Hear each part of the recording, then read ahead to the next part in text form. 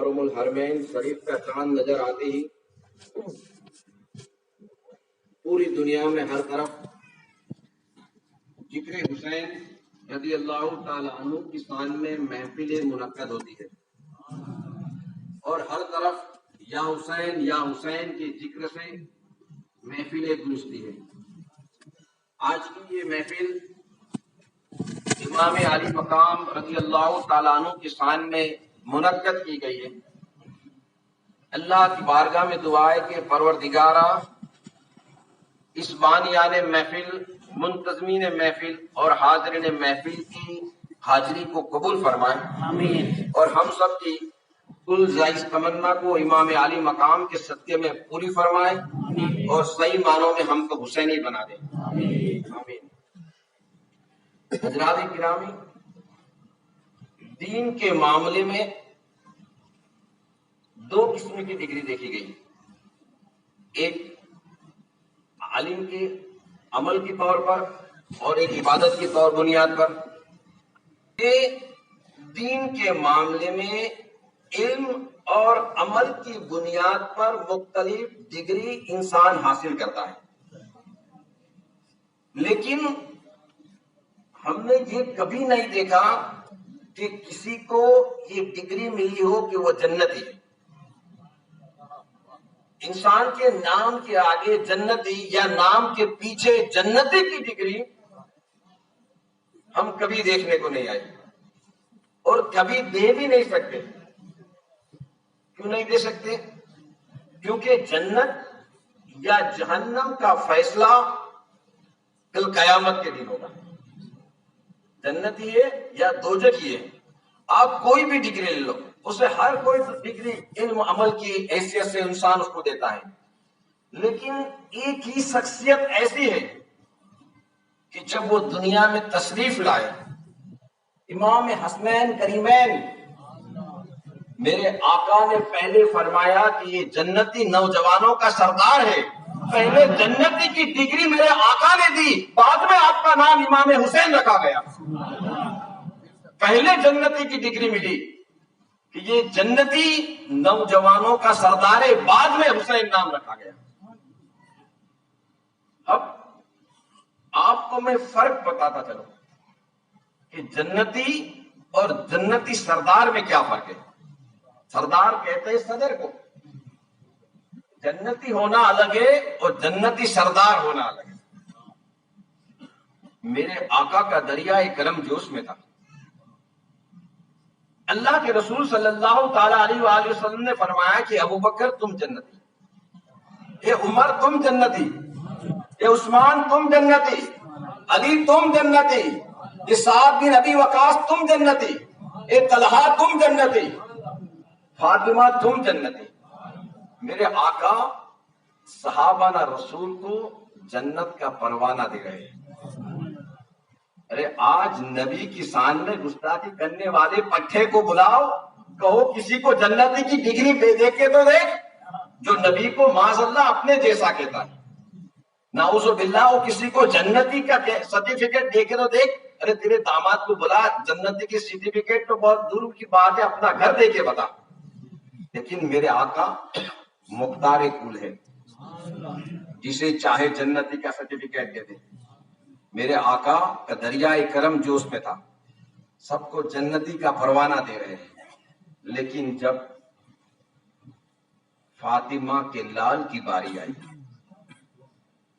علی کے پیارے کی بات آئی، امام حسین رضی اللہ تعالی عنہ کی باری آئی، تو میرے آقا نے فرمایا تو جنتی نہیں بلکہ جنتی نوجوانوں کا سردار ہے۔ میرے آقا نے فرمایا جنتی نہیں بلکہ جنتیوں کا سردار ہے۔ اب یہ سرداری کیا چیز ہوتی ہے آپ کو بتاؤں تو پتہ یہ چلا کہ صدر کی مسجد کے متولی کی پرمیشن کے بغیر انسان نہ تو وعظ کر سکتا ہے، نہ وہاں پہ اعتکاف میں بیٹھ سکتا ہے، نہ قیام کر سکتا ہے۔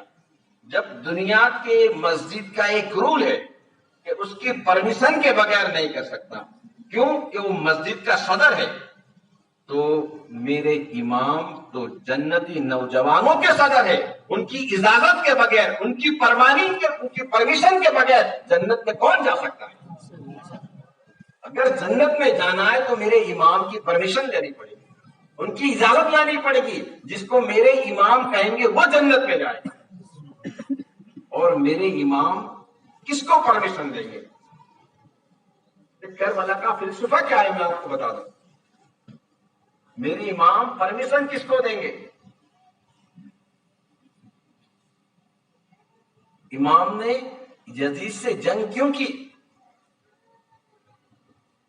کیونکہ یزید جو تھا وہ فاسق تھا، یزید جو تھا وہ شراب پیتا تھا، بانسری بجاتا تھا، بندر نچواتا تھا، زنا کرتا تھا، بے نمازی تھا، نہ جانے کئی فعل یزید کے اندر تھے۔ اس لیے میرے امام نے یزید کے ہاتھ پر ہاتھ دینا پسند نہیں کیا۔ میرا قبیلہ لوٹ جائے، میری گردن کٹ جائے، یہ سب تو مجھے منظور ہے، لیکن یزید جیسے فاسق اور فاجر کے ہاتھ میں ہاتھ دے کر میں دین کی آبرو کو نہ دوں گا۔ لہذا میرے امام نے یزید کے ہاتھ پر بیعت نہیں کی۔ اور یہ شہادت کا واقعہ ہمیں یہ پیغام دیتا ہے کہ کل قیامت کے دن اگر وہ فعل ہمارے میں ہے، خدا نہ خواستہ اللہ نہ کرے، جو یزید میں تھے، کہیں ایسا نہ ہو کہ امام ہمارا ہاتھ اپنے ہاتھ میں نہ لے، تو ہمیں صرف حسینی خاندان میں بیعت ہونے سے حسینی نہیں ہو جاتا، یا نیاز کرنے سے۔ ارے نیاز کرو، بہت اچھی بات ہے، ضرور کرو، لیکن میرے امام وہ چاہتے ہیں کہ ہمیں جنت میں جانا ہے، حسین کا پروانہ چاہیے، تو واقعی ہمیں حسینی کردار کو زندہ کرنا پڑے گا، حسینی کردار کو عمل میں لانا پڑے گا، اب میرے حسین راضی ہوں گے۔ ورنہ قیامت میں میرے حسین نے پوچھ لیا کہ میری شہادت کا کیا بدلہ دیا تم نے، ہم کیا جواب دیں گے؟ واقعی ہم حسینی بننا چاہتے تو میرے حسین نے جو کردار ہے اس کردار کو ہمیں زندہ کرنا پڑے گا، حسین کے کردار پر ہمیں عمل کرنا پڑے گا، تب جا کر ہم واقعی حسینی ہوں گے۔ تو اللہ کی بارگاہ میں دعا ہے کہ اللہ تعالی ہم کو صحیح معنوں میں حسینی بنا دے، اور ان کے تعلیمات پر، امام علی مقام کی تعلیمات پر ہمیں عمل کرنے کی توفیق نصیب فرمائے۔ اب آج جو میں نے آیت کریمہ آپ کے سامنے پڑھی ہے، وَلَنَبْلُوَنَّكُمْ بِشَيْءٍ مِّنَ الْخَوْفِ وَالْجُوعِ وَنَقْصٍ مِّنَ الْأَمْوَالِ وَالْأَنفُسِ وَالثَّمَرَاتِ وَبَشِّرِ الصَّابِرِينَ۔ میرا سوال یہ ہے کہ امام علی مقام رضی اللہ تعالی عنہ اتنی بڑی قربانی کے لیے تیار، اور ہمارا حال یہ ہے کہ ہم وقت کی قربانی نہیں دے سکتے، ہم نیند کی قربانی نہیں دے سکتے، ہم بستر کی قربانی نہیں دے سکتے۔ بستر سے اٹھ کر مسجد میں جانے کی ہماری ہمت نہیں ہے، اور ہماری تمنا یہ ہے کہ ہم قبر سے اٹھ کر جنت میں چلے جائیں۔ ہمیں تکلیف برداشت نہیں ہوتی، درد برداشت نہیں ہوتا، بھوک اور پیاس برداشت نہیں ہوتی۔ کربلا کی تاریخ اٹھا کر دیکھ لو، اتنی سب قربانی کے باوجود خدا کی قسم میرے امام نے اپنی زبان سے شکوے کا ایک الفاظ بھی نہیں نکالا۔ یہ کیا وجہ ہے کہ میرے امام نے ایک الفاظ نہیں بولا؟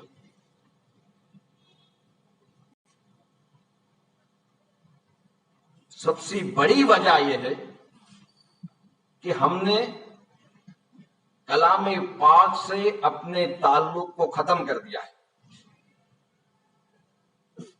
صرف کلام پاک کو ایک ایصال ثواب کے لیے پڑھی جانے والی کتاب سمجھی ہے۔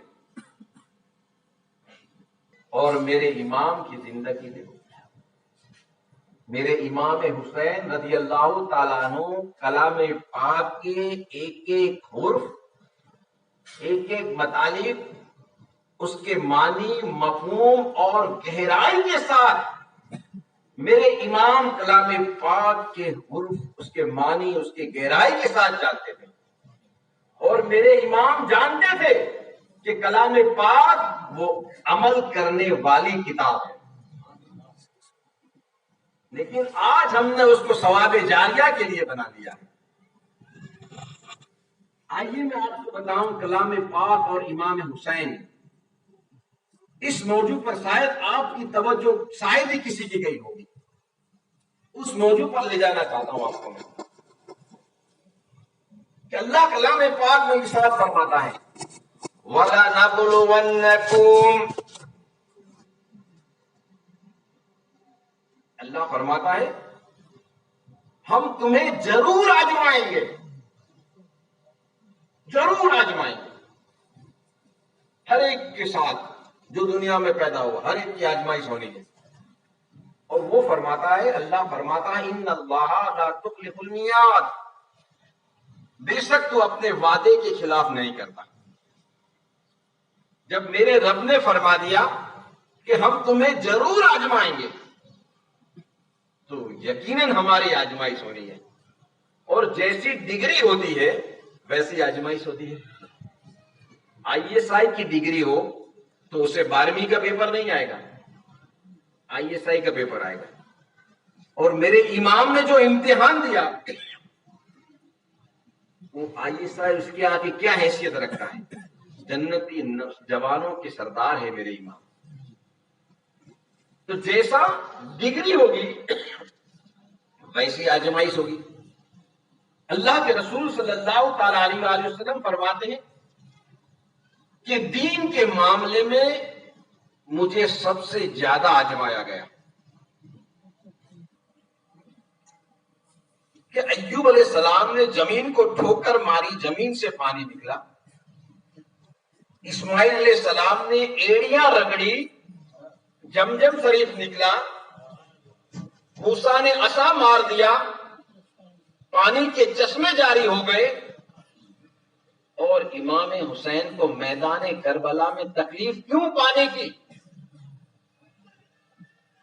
لوگوں کا اعتراض ہوتا ہے، کئی لوگوں کا سوال کرتے ہیں، اور نہیں بھی کرتے ہوں گے تو دل میں خیال آتا ہوگا کہ جب انبیاء علیہ السلام سے یہ کرام معجزے کا ظہور ہوا تو میرے امام میدان محشر میں پانی کی پیاس کیوں تھی؟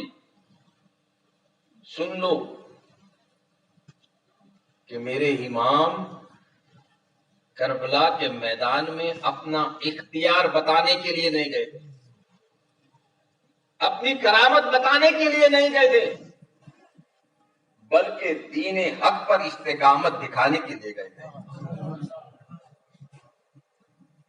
ورنہ میرے امام دعا کر دیتے تو قسم خدا کی میرا ایمان ہے کہ فرشتے جمجم شریف کو مکہ معظمہ سے اٹھا کر کربلا کے میدان میں لا کر رکھ دیتے۔ آج طواف کرنے تو ہمیں مکہ معظمہ جانا پڑتا، لیکن جمجم شریف پینے کربلا جانا پڑتا ہے۔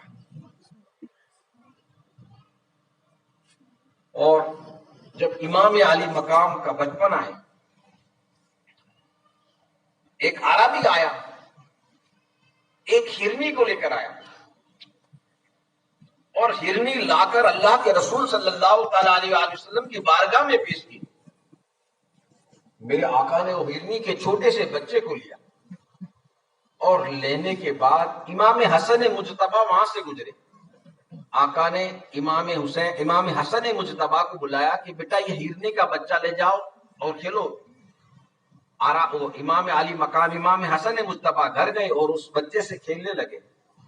بچپنے کا عالم امام حسین رضی اللہ تعالیٰ عنہ نے دیکھا کہ کیا بات ہے، یہ کہاں سے لائے؟ کہا نانا جان نے دیا۔ نانا امام علی مقام آئے اللہ کے رسول صلی اللہ علیہ وآلہ وسلم کی بارگاہ میں، یا رسول اللہ صلی اللہ علیہ وآلہ وسلم مجھے بھی ہرنی کا بچہ چاہیے۔ آقا فرماتے جاؤ میں نے ایک بچہ دیا ہوا ہے، آپ دونوں بھائی جا کر کھیلو، امام حسن مجتبیٰ امام حسین آپ دونوں جاؤ اور جا کر اس بچے سے کھیلو۔ نہیں نانا جان مجھے بھی ہرنی کا بچہ چاہیے۔ راوی فرماتا ہے کہ قریب تھا کہ امام کی آنکھوں میں آنسو آ جاتے، اللہ کا حکم ہوتا ہے، وہ ہرنی اپنے بچے کو لے کر جنگل سے بھاگتی ہوئی اللہ کے رسول صلی اللہ تعالی علیہ وآلہ وسلم کی بارگاہ میں تشریف لائے، اور ہرنی نے کہا یا رسول اللہ صلی اللہ علیہ وآلہ وسلم میرے اس چھوٹے سے بچے کو آپ قبول فرما لیجئے، کیونکہ اللہ تبارک و تعالیٰ کا حکم ہے، میرا ایک بچہ جو تھا ایک عربی لے کر آیا تھا اور آپ کی خدمت میں پیش کیا، اللہ کا حکم ہے کہ میرے حسین کی آنکھوں میں آنسو آنے نہ پائے، اس کے پہلے تو اپنے بچے کو لے کر رسول پاک کی بارگاہ میں پہنچا۔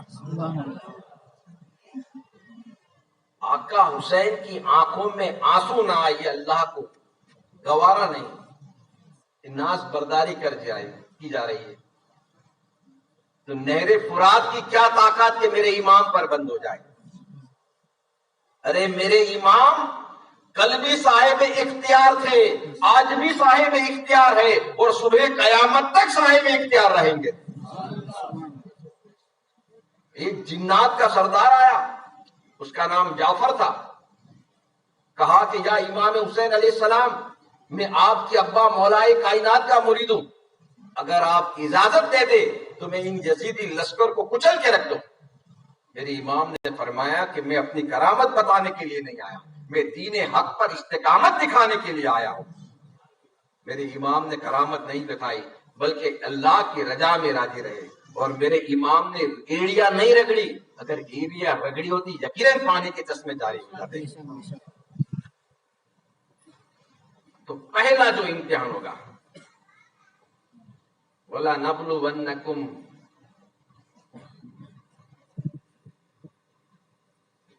بِشَيْءٍ مِّنَ الْخَوْفِ، اللہ فرماتا ہے کہ تھوڑے سے خوف تم پر مسلط کیا جائے گا اور تمہارا امتحان لیا جائے گا، تھوڑا سا خوف۔ دیکھو میدان کربلا میں امام پر پہلے 22,000 کا لشکر آیا، خوف مسلط کیا گیا، یزید کے ہاتھ پر بیعت کر لو ورنہ 22,000 کا لشکر ہے، خوف مسلط کیا گیا۔ بِشَيْءٍ مِّنَ الْخَوْفِ، تھوڑا سا خوف مسلط کر کے امتحان لیا جائے گا ہمارا۔ شاید تم نے کوئی واقعہ ایسا نہیں پڑھا ہو کہ جو بہت دیر کے سامنے 22,000 کا لشکر، یہ بہت دیر میں بھی عورتیں ہیں، بوڑھے ہیں، بیمار ہیں، بچے ہیں، یہ سب ملا کے صرف بہت دیر ہے، اور سامنے 22,000 کا لشکر ہے، اور قرآن کہتا ہے ظالم کے آگے مت جھکو ورنہ آگ تمہیں چھوئے گی۔ ایک طرف تو قرآن کہتا ہے ظالم کے آگے مت جھکو ورنہ آگ تمہیں چھوئے گی، دوسری طرف کہتا ہے بِشَيْءٍ مِّنَ الْخَوْفِ، تھوڑا سا خوف تم پر مسلط کیا جائے گا اور پھر تمہارا امتحان لیا جائے گا۔ میرے امام پر کیسا خوف مسلط کیا، 22,000 کا لشکر دینا اور امام اس میں کامیاب۔ آگے اللہ تبارک و تعالیٰ فرماتا ہے کہ وَالْجُوعِ، پہلا امتحان ہو گیا خوف کے ذریعے، اب دوسرا امتحان ہمارا ہوگا بھوک کے ذریعے۔ تھوڑی سی بھوک ہم پر مسلط کی جائے گی اور امتحان لیا جائے گا۔ دیکھیے بھوک ایسی چیز ہے کہ انسان کچھ بھی کرنے کے لیے تیار ہو جاتا ہے بھوک کی وجہ سے۔ اللہ کے رسول صلی اللہ تعالی علیہ وآلہ وسلم نے ارشاد فرمایا کہ مفلسی انسان کو کفر کی طرف لے جاتی ہے، غریبی مفلسی انسان کو کفر کی طرف لے جاتی ہے. میری امام کو کیسی تکلیف تھی.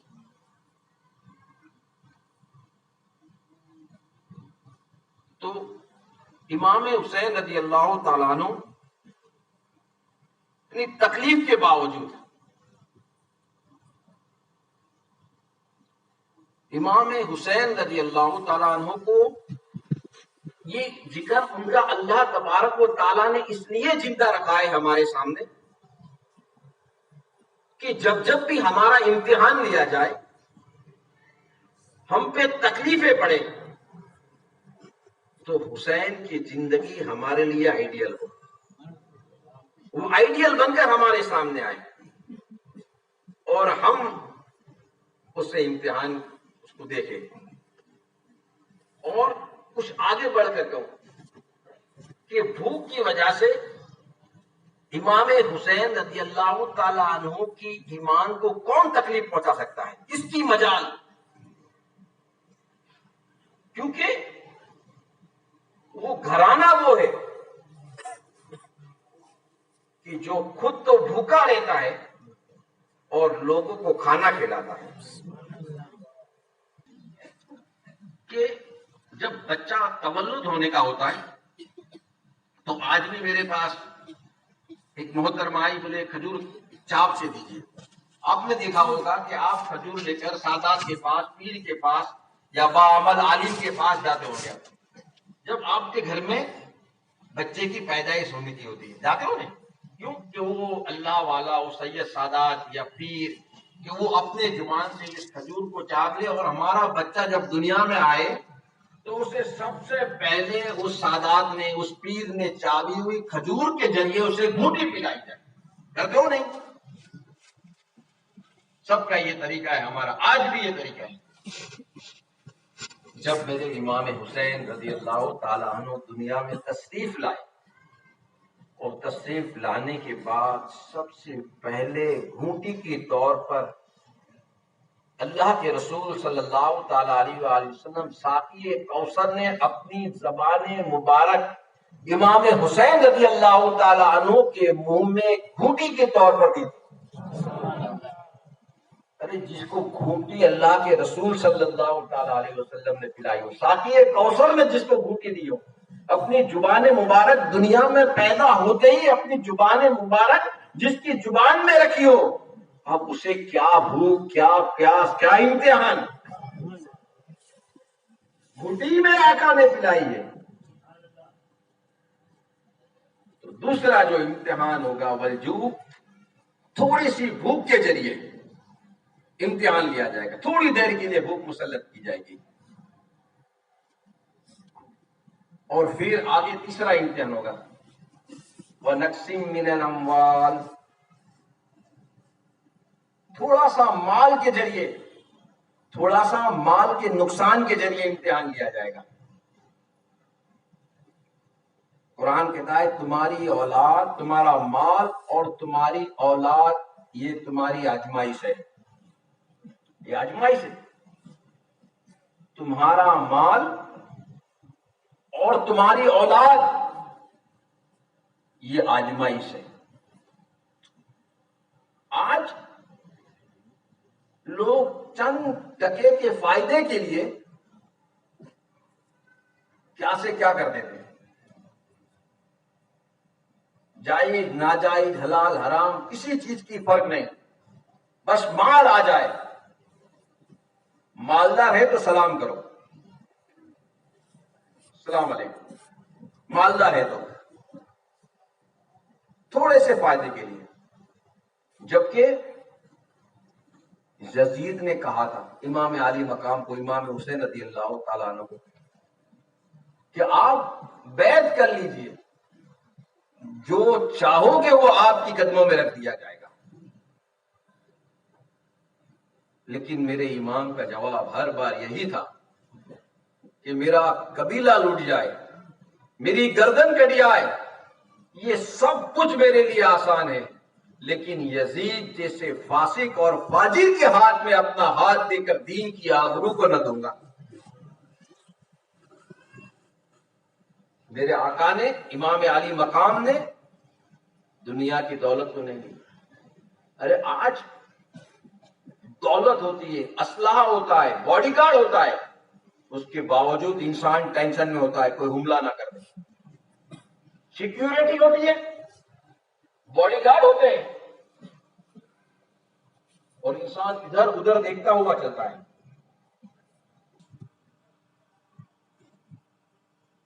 اتنی سب سیکیورٹی، باڈی گارڈ ہونے کے باوجود لوگ اتنے پریشان کیوں ہیں؟ اور میرے امام میدان کربلا میں نہ تو فوج ہے، نہ آپ کے پاس کوئی ہتھیار ہے،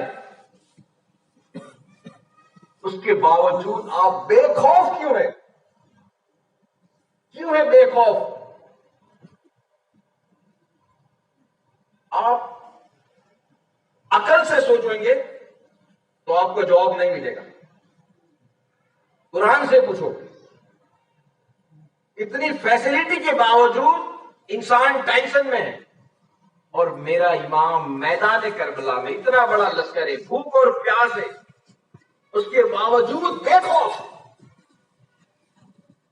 وجہ قرآن کہتا ہے کہ وہ لوگ کہ جو دکھا کر، چھپا کر، رات میں، دین میں اپنی دولت کو لٹاتے ہیں، اللہ ان کے سینوں میں سے خوف کو نکال دیتا ہے.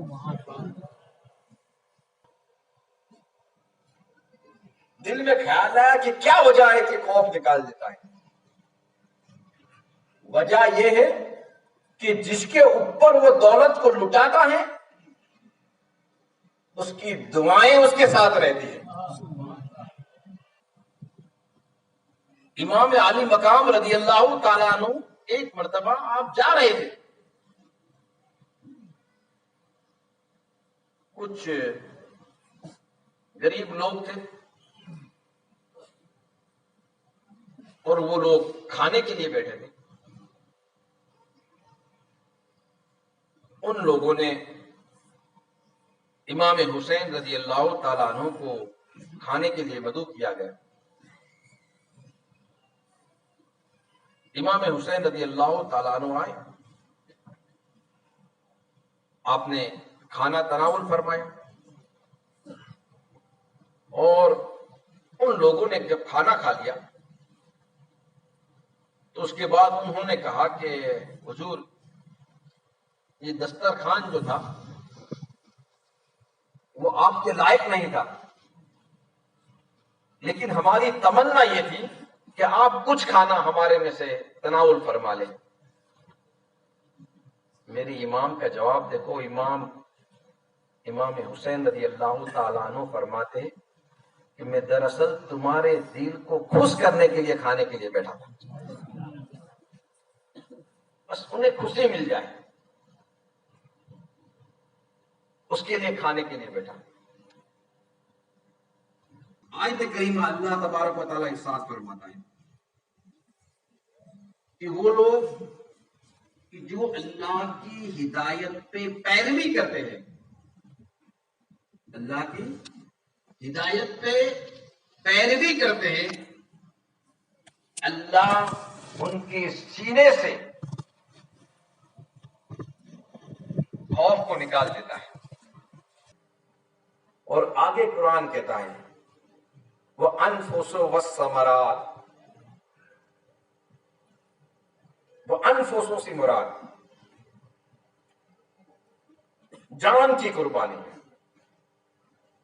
اور والثمرات سے مراد مفسرین فرماتے ہیں کہ اولاد کی قربانی ہے. تو میرے امام نے جان کی قربانی بھی پیش کی، اولاد کی قربانی بھی پیش کی. تو یہ جب تمام امتحان ہو گئے، خوف کے ذریعے تھوڑا سا خوف مسلط کر کے امتحان لیا جائے گا، بھوک کے ذریعے، تھوڑا سا مال کے نقصان کے ذریعے، اور جان کی اور اولاد کی قربانی کے ذریعے جب یہ تمام امتحان کے اندر انسان کامیاب ہوتا ہے تو پھر قرآن اپنا ججمنٹ سناتا ہے، وَبَشِّرِ الصَّابِرِينَ، خوشخبری ہے صبر کرنے والوں کے لیے۔ پھر وہ ججمنٹ آتا ہے کہ خوشخبری ہے صبر کرنے والوں کے لیے۔ جب یہ تمام امتحان میں سے انسان کامیاب ہوتا ہے تو ہمیں بھی چاہیے، ہمیں آزمایا جائے گا ہر طریقے سے، خوف سے، بھوک سے، مال کے نقصان سے، اولاد سے، ہر طریقے آزمائش سے، اور ان آزمائش میں جو ثابت قدم رہے گا وہ ہمیشہ کے لیے کامیاب و کامران ہے، اور جس نے شکوہ شکایت کی پھر وہ اس کا انجام آپ جانتے ہیں۔ تو صبر بہت بڑی نعمت ہے جو امام علی مقام رضی اللہ تعالیٰ عنہ کی زندگی سے ہمیں یہ سبق حاصل کرنا چاہیے کہ جب بھی ہمیں زندگی کے مرحلے پہ کسی طریقے بھی امتحان لیا جائے، اس امتحان کے اندر ہمیں امام علی مقام کی زندگی کو یاد کیا جائے تاکہ اس کے صدقے میں اللہ ہمیں صبر کی توفیق دے۔ ہمیں صبر کرنا چاہیے۔ دوران گفتگو کی غلطی ہو اللہ تعالیٰ معاف فرمائے۔ استغفر اللہ ربی من کل ذنب و